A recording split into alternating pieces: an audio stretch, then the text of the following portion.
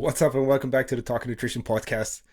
Today we're joined by my Norwegian friend, one of my favorite Norwegians that I met last year, Pia Seeberg. What's up, Pia? Hello, nice to be here. And you're my favorite Hollander? You say that? Hollander? Almost. Well, that's called a Dutchman. Okay, Dutchman. Close Yes, enough. no, I know what you mean. I'm really happy to be here, and I'm obviously very happy that I met you. We've learned some exciting stuff together, and I'm really excited about talking about it here. Even though English is not my main language, I am prepared to try as hard as I can. That's all that matters. You just got to do your best, you know? Yeah.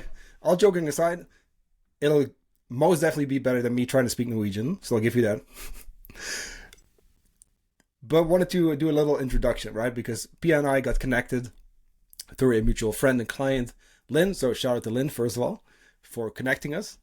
And we're actually adding a really cool nutrition component to Pia's app in the new year. So let's just got to start there. Who are you? What do you do? How did you kind of get into fitness and stuff?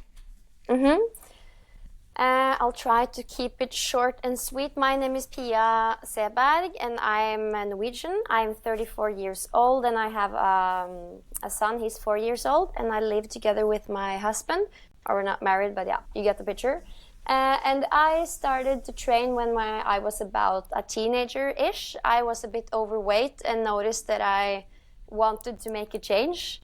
So that's what I did. I started running with my dad, actually, and one thing led to another. I did the spinning classes, group classes, trained too much, did low carb, did too much of everything. Then I did my PT education and learned a bit more about how I can solve training and nutrition in a better way. And I also did a bachelor's degree in journalism. So my goal at the whole time was to combine journalism and training in some way. And that I did in a Norwegian magazine called Shape Up. But as I progressed as a journalist and also as a trainer, I noticed that I was very comfortable with the talking about training and stuff and writing about it as a person, not just as a journalist telling other people's stories. So I guess that's why I'm here now. I started after being a journalist, being just a trainer and a blogger. And when Corona came, I started doing digital training. And that's where the app came in that you're talking about. I have 2 different apps where I train people both home and at the gym. And now from 2024, I'm also offering some knowledge about nutrition thanks to you and your knowledge. That's cool. I think I like the whole sharing your story part. You know what I mean? And I think that's as a fellow coach as well. I think that's important, right? Not just telling people hey, this is the science, or this is what protein does. It's not let's share the stories, and let's also be open about it. And that's why I think it's cool that you're here, because I think sometimes, right, not all the time, but sometimes people can get this idea that coaches, right, us, we have our shit together all the time. That's not the case, Nope. And sharing the stories and sharing the journey, and you of course now also talking about your muscle gain phase and stuff. I think that's so important because it also shows people hey, we're also doing the thing ourselves. We're walking the walk, but we also hit certain setbacks and whatever it is. Yeah, and that was actually the reason why I reached out to Johan, as I had a client that had really good experiences with you, helping her both lose and gain weight in some way. And I heard your podcast, and she really resonates with me, and you did also. And I had just done a fat loss phase on my own, and I was happy with that, but I felt that I needed to do something else. And for me, that's... I don't know, it was scary to eat more food and sort of set myself up for weight gain. So I saw that as an opportunity to do that, but also learn more, as I have a goal of learning more about nutrition in general. And I'm sort of looking for not the perfect way to help people with the nutrition, but the best way, the way I think is the best. And to learn more about that, I also had to put myself in sort of a client situation. So with you, I got everything. I got the gaining, and I got the like experience of being a client. Love that. I think that's so key too, which is why I've had coaches over the years, and they have coaches, and they probably have coaches. It's like we all need that accountability. We can all do with a bit of like objective, like person like on our side, basically. And it's just good. Like again, like it's also just good to be the client in quotes, like in this scenario, and also see how other people do it. You know what I mean? And we can definitely learn from each other as coaches, which is really huge. I think that's one of the biggest things for me, like has been over the years at least, of like learning. Sure, we do courses and those kind of things, but there's something like to that, like being coached. I think it's huge. So you mentioned, right? So you tried like low carb and stuff in the past. You did a successful weight loss, of course, before we started. I think a big one for a lot of people in the beginning, especially, is like figuring out, okay, what should we be eating and like how much should we be eating? I think you had the like what to eat already kind of covered, right? But it was really more like the amount. The amount, yes. And when you do like cutting, maybe especially on your own, you get used to like this amount of food, and you go down, down, down, down. Not like crazy down, but you have to go down a bit, like to lose fat, of course. And you get like lost in your own head of very like bestemt på, like this is how much I need. So my biggest learning with you was, it could have been the counting part, but I was already doing that. I think that's a big one for people to learn, as a learning how much energy there actually is in different foods. But in addition to that, it was definitely to see how much food I could and should eat without gaining weight. The gaining came, of course, but I was really surprised to see how much food and how much carbs I could eat without gaining. It was, and that was really, really cool. And I'm so glad that I experienced that. And that's why I also want to do this podcast with you and collab with you, because I want to show maybe especially girls that train a lot. We are a lot of sporty girls here in Norway, that you also need to eat well. You can have like cutting phases and eat less. There's nothing wrong with that, but you have to go back to maintenance and maybe dare to eat a bit more than you need to be able to progress, especially when you've maybe like trained for 5-6 years and you have a certain like training age. Yeah, I agree. I think you can get so much more out of training also by addressing your nutrition.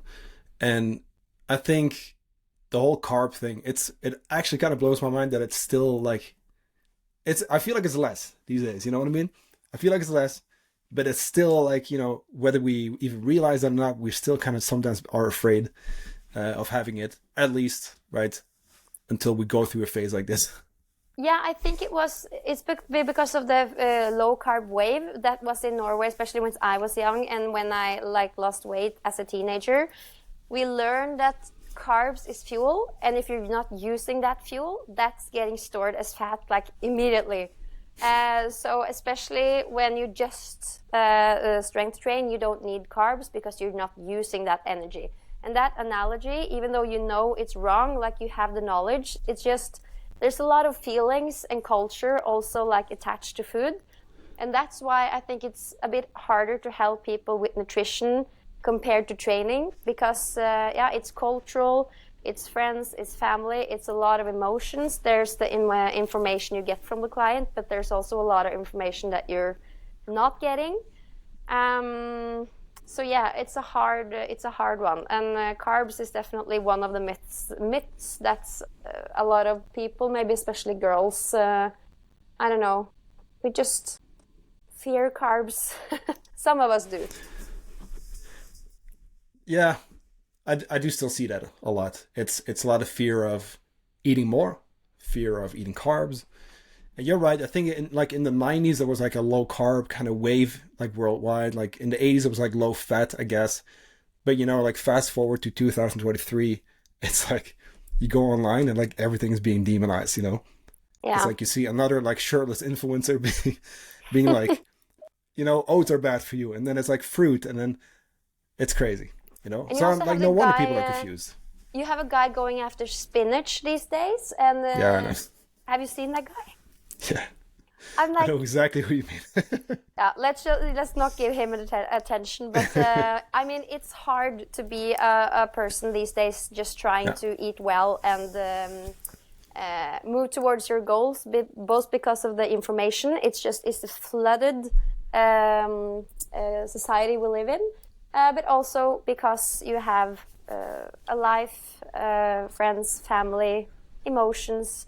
Like your diet gets affected by everything, and that's also something I noticed when I'm collaborating with you. That it's a collaboration that goes, also it touches every part of my life in both good and not so good ways. yeah. I think sometimes it's that's likely the hardest part, you know, of like the nutrition, because this is what people think. People think it's like the meal plan or like the recipes or whatever it is. And I'm not even against them per se, you know. There's a time and place for them, and I like having recipes as inspiration and all that, and I think that's a good thing. But sometimes people get this idea where it's like, I'm gonna follow this and everything's gonna be perfect and it's gonna be right. Like I will start to lose weight. But that's assuming that you stick to the plan, right? Which we also know there's a lot of shitty plans out there, but assuming you stick to a plan consistently that's made well for you, you will be getting results. But there's so much more outside of that. It's the diet culture. It's pressure on people. I feel like there's, especially on women, still a lot of pressure when it comes to dieting and just, you know, this, like you're almost supposed to be like lean or whatever, or at least like you see the magazines and stuff. And it's just weird ideas around nutrition, you know? Yeah, definitely. And it's also a fear. I don't know how it is in the rest of the world, but here in Norway, I'm also afraid to affect people in a bad way by saying that I'm taking control over my diet, because I'm like a normal weight person that trains, really don't have to do something. It's not about my health, it's about progressing. And for a lot of people, that's like unnecessary. Why are you talking about like counting calories and gaining weight and these stuff? Can't you just be satisfied with who you are? And I've chosen to share my journey with you because I want people to learn the same as I do. But that's the first time also that I got like some negative feedback about, yeah, sharing that part of it. Because here in Norway, we're very like, be chill about your nutrition, eat well, and that's all you have to do, period. And that's been hard for me because one part of me definitely agrees, and I don't think that we have to like complicate nutrition more than we have to. But at the same time, we have to respect that there's a lot of people doing good training, and they deserve to learn how to progress in their own way. Either that being losing fat, building muscle, staying where they are. I don't know. I made a choice by sharing my journey, but there's definitely a lot of different opinions out there. Maybe you don't get them because you work with this. This is what you do. But for me and my followers, it was a bit. People are a bit delte meninger. Yeah. People love Shared sharing their opinions. Yeah. Yes. I have a lot to say about this, so I won't go on a rant. But so there's a few things there that we can touch on. I do get it though. Like I also get this. Yeah, I mean you're on YouTube as well. I don't know how it is in Norwegian, but like the comment section on YouTube is fucking brutal. That's like straight up like only right. It's a lot of like negativity, just people ranting and stuff. But I'm pretty quick to just kind of like ignore that. But no, you're right. But here's the thing though, right? It almost turns into this thing that we're not allowed or supposed to be talking about because it's too personal, whatever it is. And we'll touch on tracking in a sec. But why can't we just have a grown-up conversation about these kind of things? You know what I mean? Why can't we just talk about different methods? Hey, maybe it's a method that you've never tried. Okay, that's cool. Right? That's cool. Doesn't mean that it's bad per se. But why can't we explore this? And why does it have to be that you, as someone who is fit, right? Who, by the way, had to go through her own weight loss journey to get to that point. You know what I mean? Same for me. Like I also had to go from overweight, losing 30 kilos, like learning this whole nutrition thing. I had no idea what I was doing. I was unhealthy, you know? Going from that to then the point where, hey, like we are in a good spot, which of course it changes our goals. Technically, we don't have to lose weight in order to improve our health. But why is that an issue then, right? Why can't we have a muscle gain goal, a fat loss goal, a performance goal? Like maybe you want to run a marathon, maybe you want to, I don't know, hike the highest mountain in Norway, like whatever it is, right? I feel like you set new goals as you go through your journey, and I don't think people tend to think like you'll get to that point, like that end destination, and that's it. And hey, you know what? Like maybe for some people, like that is the case. But in my experience, and maybe it's similar to, you know, your girls in your app, it's like you have your goal and you kind of set a new goal, and then you get a little bit better here, and then right, it's an evolving thing, I think. So why shouldn't we talk about it, you know? Yeah, so I agree. I obviously landed on the same. I wanted to share the journey. I want the information to be out there, and I want to show me as a person doing it. And so that when I say I love calorie counting or I hate calorie counting, that's like, I know what I'm talking about because I've done the work myself. And I don't know, I don't think you can talk something down without like really trying it and doing it for yourself. So even though I understand where the critic is coming from, I think it's important that we're open about it and share what it takes and what it takes to get there. And also as a coach, always offering different strategies to reach a goal, of course. And that has been important for me when working with you. But also when I'm now using you to like share the knowledge about nutrition, that we're offering something else than just calorie counting, of course. But of course, as well, I talk with so many people that has found it really like liberating, and it's an important strategy to learn more about food, how it affects you, and in a lot of the cases for girls, it's about getting more freedom when it comes to food, in seeing how much you actually can eat, how a pizza a Friday night doesn't like kill your results for the whole week. Maybe you needed those calories. You get information that's correct rather than just trusting your at times fucked up head. And that's a good thing because there's so much, as I mentioned before, emotions in food and diet. And that's why I think it could be a good tool.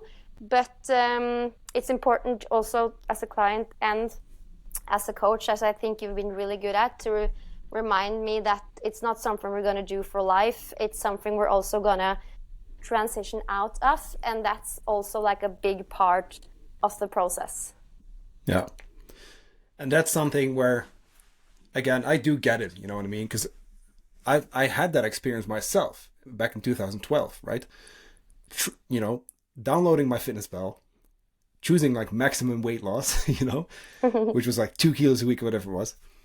And then, yeah, you know, and being put on way too low calories and just, you know, doing it wrong, tracking calories burned and all those kind of things. Like, I do get it. I've had that experience myself. But when it's used right, I think it can be a really good tool. I think it can allow you to be more flexible. It allows you to actually find out like how much you really need. And hey, once you've learned from it and you've reached your goal, like, step away from it. Let's practice that. And then you just use it when you want to, and you don't use it when you don't need to. And that should be enough. You know what I mean? Yeah, definitely. And also, I mean, it's part of the process of working, for example, with a coach, or if you're doing it on your own, you get to know yourself and how you go on with that specific strategy. And I think it's also important when you're working with nutrition to be really aware of how it affects your family. I've been talking a lot with my boyfriend about this because it's as I said before, working with nutrition, it really goes into your life. It's not just that one workout, it's every meal of the day. It's family time, it's snacking on Fridays. And that can be a bit hard for yourself in the family, but also like the rest of the family. So that's something you have to like really involve them, I feel, and be aware of how you get affected by your own process and project. Because I can notice that I get really like up in my head to the point where my boyfriend said like, relax, can you just be here with us and not in your phone when we're at a restaurant having dinner? Yeah. And that's important to like, yes, it's your journey, it's your project, but if you're a family person, you have to take into consideration that it shouldn't take up your whole world. It easily can, but it shouldn't, because that can be really like harmful long term. Yeah, for sure. And I like also having that awareness, you know what I mean? Like actually paying attention to those things. And I think sometimes, I feel like this sometimes happens in the beginning where we get a little excited, you know, and we don't know yet, like, hey, we can also just kind of track later or skip that for the evening, or maybe take a quick photo of the meal and just do it later, you know? It's like, once we really get into it, a lot of times it's like, oh, we might even like overdo a little bit. But if we then have the awareness, we pay attention to those kind of things, we have conversations, we can kind of dial it back if we need to. And that's another thing too. I think, like you said, like with the nutrition stuff, it's like all day kind of thing. You know what I mean? And that means that all day, throughout like all different scenarios, we now have to figure out, okay, so like I'm supposed to be doing this with my nutrition, but how do I include Friday evening snacks? How do I include Christmas? How do I include this, that, whatever? And then it's like, oh shit, new scenario. You know what I mean? No one's going to get that right away. And that's okay. And I feel this is going to be very helpful for the people, even like starting their journey, or even with the new year stuff, you know? It's like no, know that this is a process, you know what I mean? Like that you have to like proactively go through and like learn from. And I like, you know, because I noticed this too with you. We started eating more. We said, hey, we can actually be flexible. I want you to be flexible, especially when you're super active, right? We can have like the 20%, let's call it, of fun stuff. But then, you know, one of your first check-ins, like after a couple of weeks, I was like, yo, I feel good. I feel like a loaded gun, you know, I have so much energy. That's what we kind of like work towards, you know, like actually getting you to a better spot. What kind of changes did you notice there? Like that mindset shift from I now need to eat more, etc. Oh, that was freedom coming from a place where I constantly controlled my calories, not in like of course in a restrictive way, but it didn't feel like I was struggling to do it. It was just that was the project I had then. And of course it was nice to go from that mindset to, okay, now I'm going to build. And I felt like I was in a place where that was the right thing to do for me. So it was super nice to focus on eating more. And in the beginning, it felt like, also, I didn't wonder how I could make it, because I can eat a lot of food. But it just felt wrong all the way. So that's where it's nice to be like, held in the hand and told that this is right, you can increase. And of course I saw that when I weighed myself. Weighing is also like something like there's a lot of shame here in Norway attached to weighing yourself, and I partially agree, but at the same time it's information. You can see that, okay, although I'm eating 800 calories more, I'm not increasing in weight. Actually, I'm losing a bit. What's happening here? Also, to learn from that is pretty powerful. And I also quite quickly noticed that I slept a lot better. I had struggled with not insomnia, but just being urolig. What's the word for urolig? Yeah, like restless, like can't fall asleep, like yeah, waking up in the middle of the night kind of thing. So I slept a lot better. And as you said, feeling like a loaded gun. When I started eating especially more carbs, I looked more athletic after like 3 weeks. And I think that was just my muscles filling up and being used to like constantly getting the fuel it needed. So that was like really pleasant. And of course, as we're progressing, that sort of lays off as I'm increasing and eating more and more food, and we're going over to the more fluffy part of things, and that's also exciting. But it's easier to do it when you're coaching me and telling me this is right, we're not gaining too much, it's in the right order. Yeah, it makes it easier. Yeah, I want to kind of paint a little bit of a picture here to kind of for the listener, right? So to explain what we've done. You came to me, right? We started at basically maintenance, just making sure like we're fueling training, getting good workouts in, and then you want to go into a muscle gain phase. So that's what you mean with like the getting fluffier part. It's like going into an actual surplus where I love that you brought this up before that, right? With the weighing yourself. I know, right? We don't have to do this forever, but like during this collaboration, basically, it's just helpful data to have. You know what I mean? It's objective data that we can help make decisions with. And seeing that scale being pretty stable, even though you're eating a bunch more, like hundreds of calories more, then also noticing, hey, my muscles are filling up and I'm looking more athletic. I think that's the only way you will get that experience is by actually having it, I feel like, because we can talk about this on a podcast, but it's not until the listener, right? It's not until you do this, or you weigh yourself consistently, you start eating more in a controlled fashion, right? And you notice that it's like, hey, I can actually eat more and I feel better.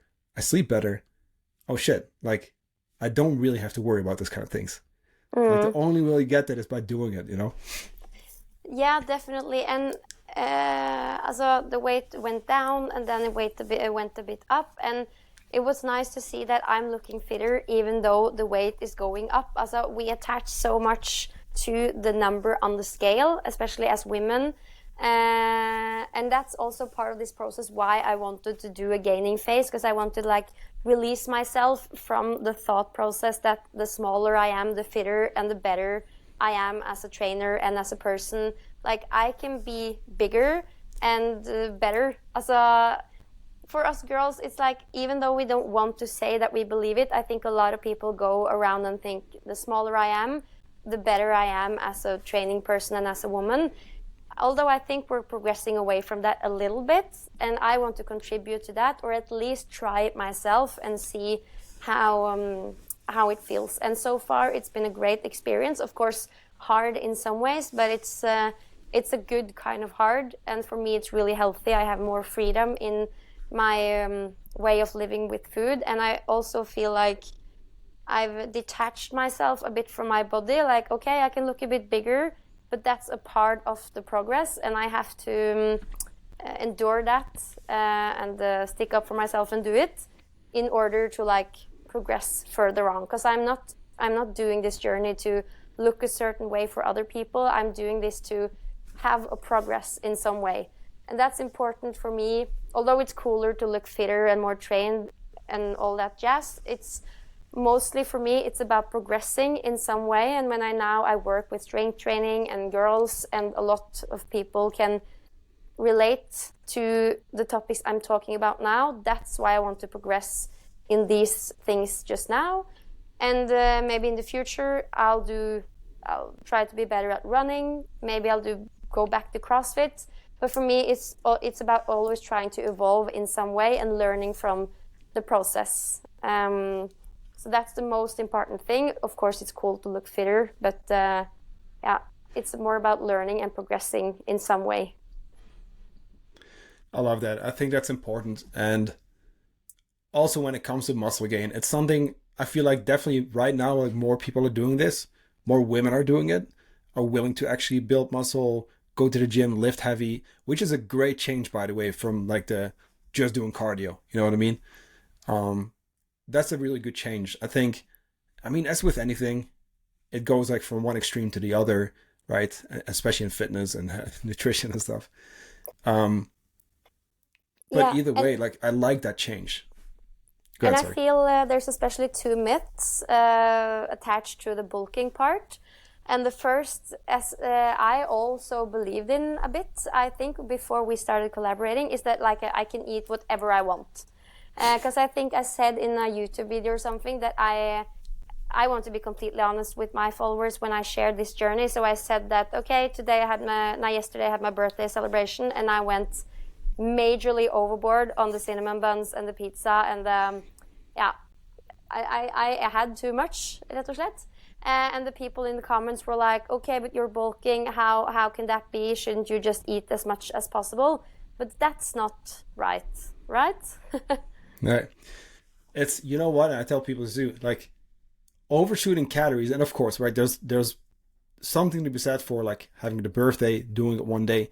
Let's be honest, we all have days where we kind of, we overdo it. It happens. And I feel like that's part of like learning, also being okay with a fuck up here and there, and then you just keep going. But let's imagine a consistently overeating, right? I think that's worse in a surplus, in a muscle gain phase, than it is in a weight loss phase. Because if you're in a weight loss phase and you eat more, what happens? You lose less weight or your weight stalls, right? If we overeat in the bulk, we gain more fat. And that's the name of the game here. When we go through a lean gaining phase, it's like we want to do it controlled, step by step, slowly but surely, so that you mostly gain muscle with as little body fat as possible, which there will still be some, and that's part of the deal, which people don't know, but like that's part of it. It will happen. But like overshooting your calories there would actually lead to more fat gain, which would mean you're going to have to cut more later, which is also not the end of the world. But it's definitely not true that we should just be eating whatever. Right. And I feel like a lot of people believe that. So yeah, that's myth one. And the second one is that it's sort of the same, but at the same time not. Like that you have a bulk that you're supposed to eat so much food. There's especially like some guys I work with at my gym. They are like 40, 50 years old, and they're like, oh my God, you must be so full, you're bulking, aren't you eating all the time? And I'm like, yeah, I'm eating, but I'm not eating that much. It sounds like they've been bulking for some years before, and they've obviously done it like the old school way. But for me, it's mostly been about going from deficit to maintenance, and firstly being surprised of how much food I can eat without gaining. So that was like part one, just finding my maintenance. That was a lot higher than I thought. And then point two is finding that golden number where I'm in a small surplus, but not going like overboard. And now when I'm used to my maintenance and a bit more, the calories I'm now on doesn't feel like that much food. So that also, I feel like people think of bulking like something Arnold did in the 90s, eating just all the time with shakes with oils in and stuff. But it's not that. It's just normal food in good quantities. And for most girls, it feels like a big increase because we're so used to eating too little. So that's like important also to communicate that it's we're talking about a small surplus, so that you can allow muscle gain but not that much fat gain. So we've talked a bit about this, that it's a bulk, but maybe it's more right to call it like a lean gain, because you want to just eat a bit more so that you can legge til rette for muscle gain.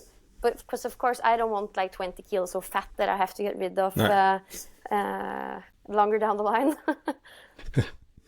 And I think because where we get most of this information from is like from like the bodybuilding space, you know what I mean? I think that's also one of the areas where research is like pretty, right, it's well researched and stuff, like now at least.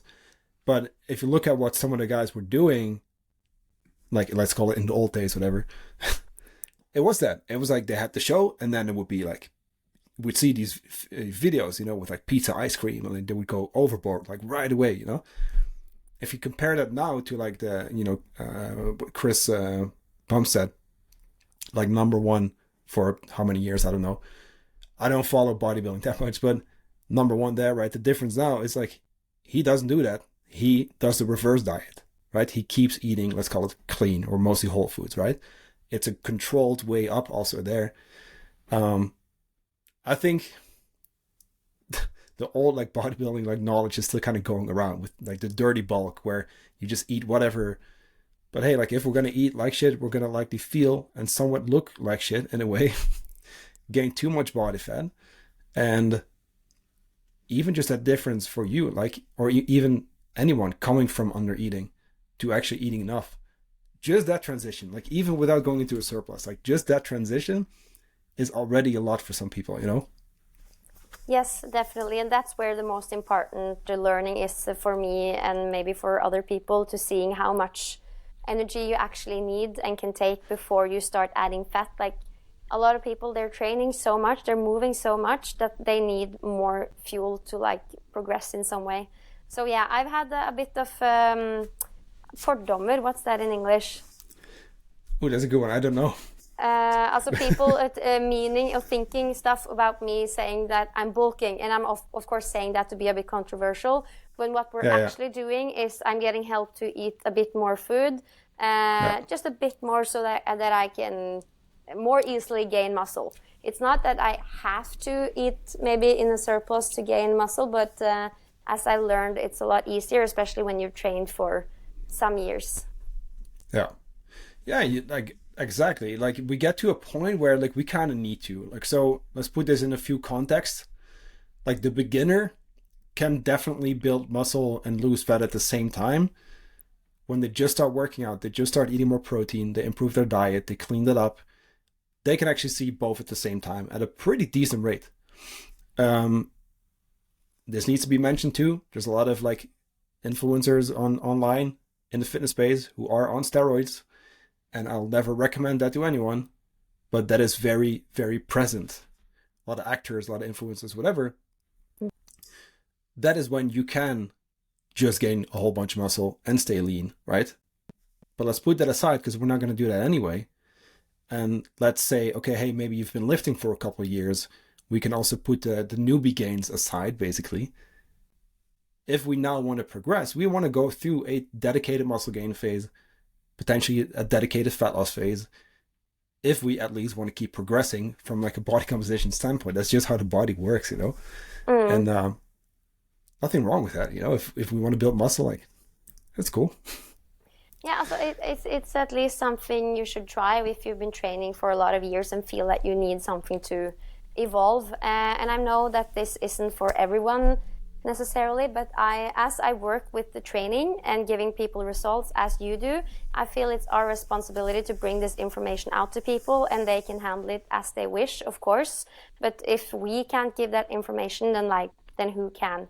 And I wish for girls like me that they can go and take educated decisions about having a glass of wine, eating out with friends, skipping breakfast, having breakfast. I want them to take those decisions because they know why and they know their own truth, rather than basing it off some Instagram post for, I don't know, a steroid influencer.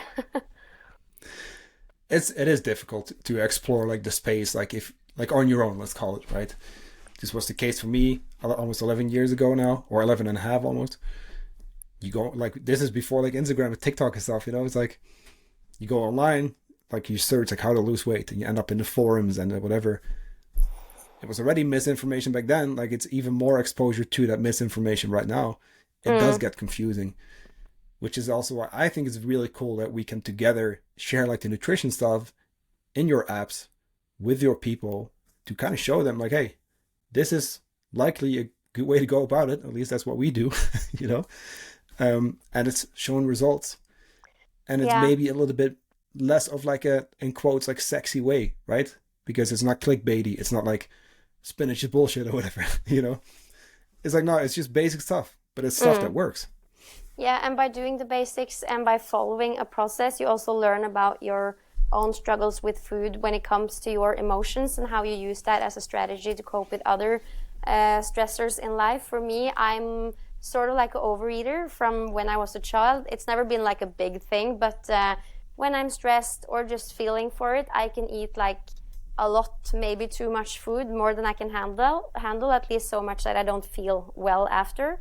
And that has to do with like something else, that my knowledge about food is about my emotions. It's about how I used to act as a child and as a teenager.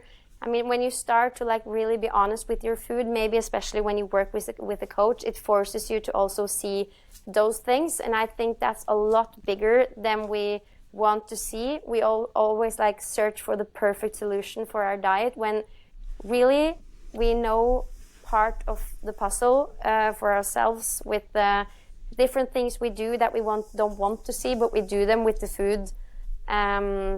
that's where we're sort of hiding and we don't want to see it, but it's there. So that's also been powerful for me, working with you, having to be honest about that. Of course, I chose to be, and trying to like get rid of the things that's not serving me, and that's the hardest part. Not learning by like what's good food, we know that, but choosing the good foods also in like the hard times.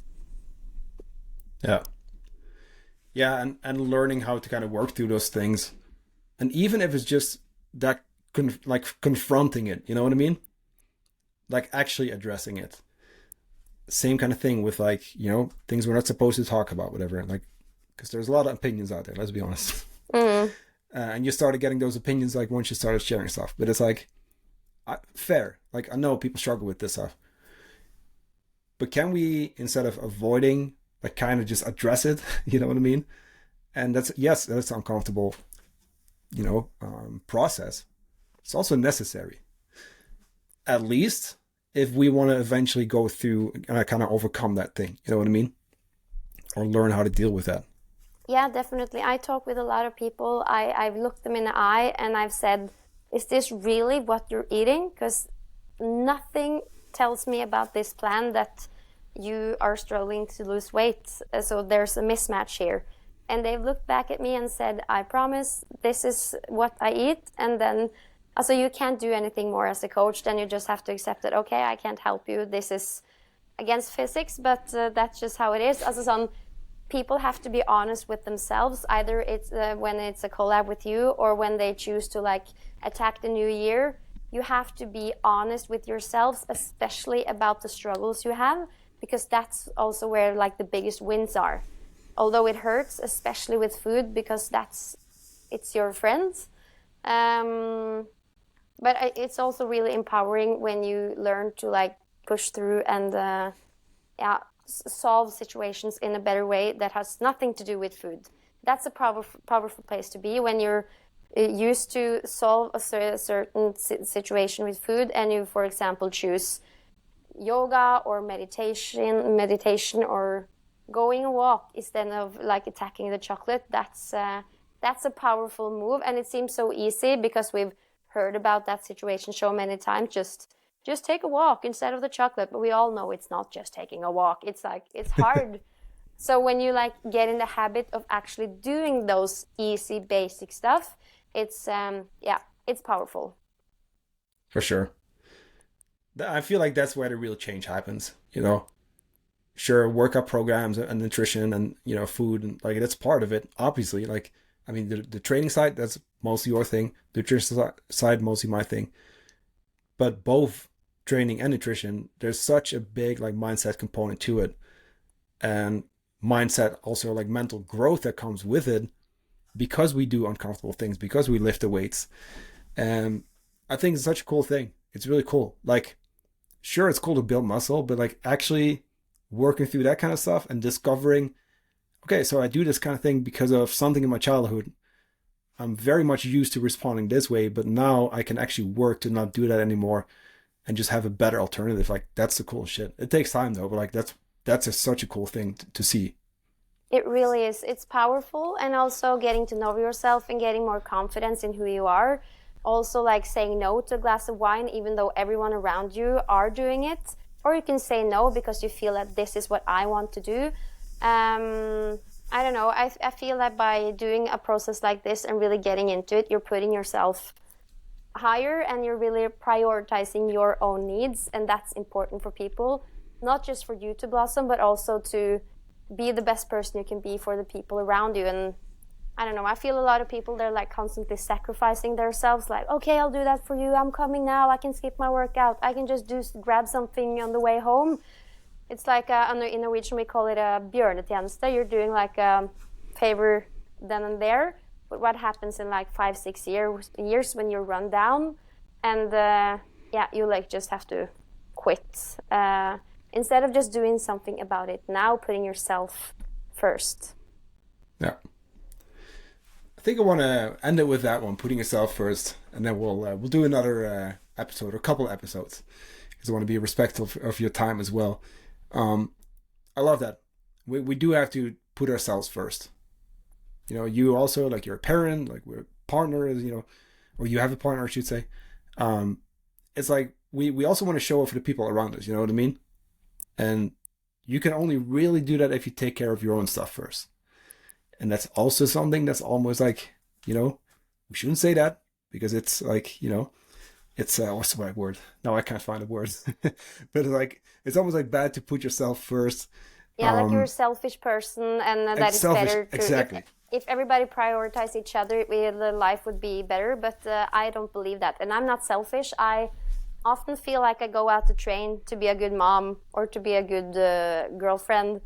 So yeah, that's my belief, and yeah, I'll stand by it.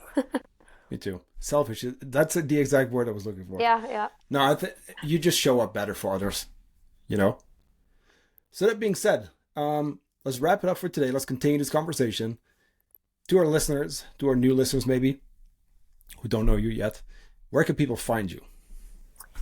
People can find me on Instagram. My name there is Pia Seeberg, Seeberg. I'm also on YouTube, but those are in Norwegian. I guess I'm going to be like a big worldwide celebrity now, so maybe I have to start talking English. No, yeah, so, and then my website, piaseberg.no, but everything's in Norwegian. But I'm really happy to be here. Really thankful to having these talks with you, Johan, and just spreading the knowledge both for my followers, but also to yours as well. I hope that I can serve some purpose in this forum as well. Awesome. Yeah, thanks for joining. We'll be back. We'll do another one. We'll make sure to link all those pages on in the show notes. And of course, to our listener, if you enjoyed this episode, please do us a huge favor, drop us a quick 5-star rating or Spotify or Apple, and then we'll be back soon.